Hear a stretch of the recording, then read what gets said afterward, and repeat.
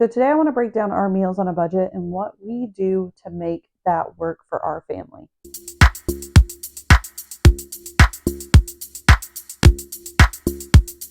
So I have to preface this by saying we are a family of six, but my littlest is just now getting out of formula, so he's just now starting to eat food. I think that makes a big difference. But I also have super picky children, so I feel like there's usually at least one or two that is not eating the meals that we are preparing. So usually what we do is we have a running list of meals that we do create, like that we like to eat or that have just become, kind of household staples for us. Now, I talked before in our previous meal about some of those staples that we always have on hand, like spaghetti and tacos and chicken and noodles, things like that. But we do have other meals now that we filter in that just kind of help break up the monotony of having the same thing every week.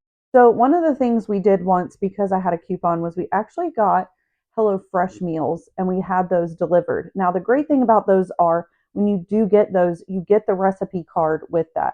So when we got the recipe card, we kept it and I was like, we could make this cheaper and do it our way. So we actually have a couple of those HelloFresh meals that have become staples for us, like lemony spaghetti and stuffed peppers that are actually part of our regular rotation, at least make it into the grocery budget about once a month. So we have a chalk menu board in our kitchen, and what we do with that is we actually keep a running tally of meals for the week. Now mine will say like Monday spaghetti, Tuesday tacos or whatever. I don't follow that. It's literally just a list of 6 meals. Yes, I said 6 that we keep running so that we can decide what to make dinner.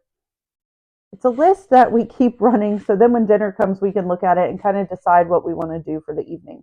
I don't really like the restriction of having Monday this, Tuesday that, because sometimes life happens, things change, and it's so much easier just to pop a frozen pizza in the oven instead of spending an hour cooking. Now, in our household, the way things work, my husband cooks the majority of the meals. Like I'm talking probably 90% at this point. So definitely make sure that you lean into whoever your best cook is. For us, it's definitely my husband. I'll come in with some of those like hearty home cooked staples like chicken and noodles or mashed potatoes, like things like that. But he literally is the better cook. Honestly, he's way better. But definitely make sure that you lean into that. Lean into what your family's strengths are. Sometimes I even let one of the kids pick the meals. I let them be a part of that. It really helps. And always, of course, we have some things on hand that if they're not eating, they have to make, like chicken nuggets, like ramen noodles. I mean, we just go with it. Honestly, it's all you can do. So once we get our 6 meals, and we do 6 because we keep one meal as a free meal. So I do keep that one free meal every week. I think it just helps. That way, if we end up going out to eat or something happens, or we just end up eating something that's not on the list, like spaghetti and things like that, that we always just have on hand, it makes it that much easier. So the more meals you can actually have in your arsenal for the week, the better that is. So that's why for us, buying in bulk, doing things like that so that we have it on hand does save a lot of money in the long run.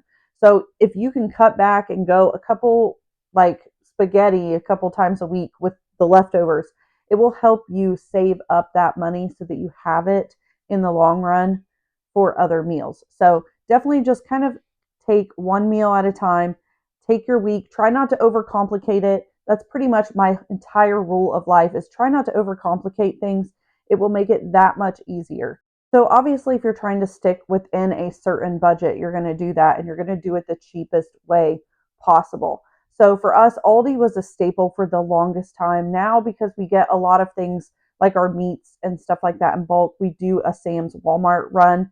So you have to keep your meals and your budget. It has to be a fluid living budget. It can't just be structured for the rest of your life. So we do still have spaghetti, we do still have tacos, we do still have chicken and noodles, but we get to filter in some other things now because we have just a whole like those staples, we have multiples of those. It makes it a lot easier. So if you guys are looking for recipes specifically, or you want us to break down meals per, like we've done that before where we break down meals under $10 or even meals under $5, we could try that. Comment down below what kind of meal help you need. we will try to go over that the best we can. But definitely make sure that you guys are subscribed if you're not already. Make sure you hit that bell notification. I do post new videos every Wednesday and Saturday. That way you can see what kind of content we have going on. And of course, any budgeting tips, any meal prep tips, anything like that that you guys have, please let us know. We are not the experts, but we have lived a long life of this, and we'll gladly answer your questions. But thanks, guys, for hanging out. I'll see you in the next one. Bye.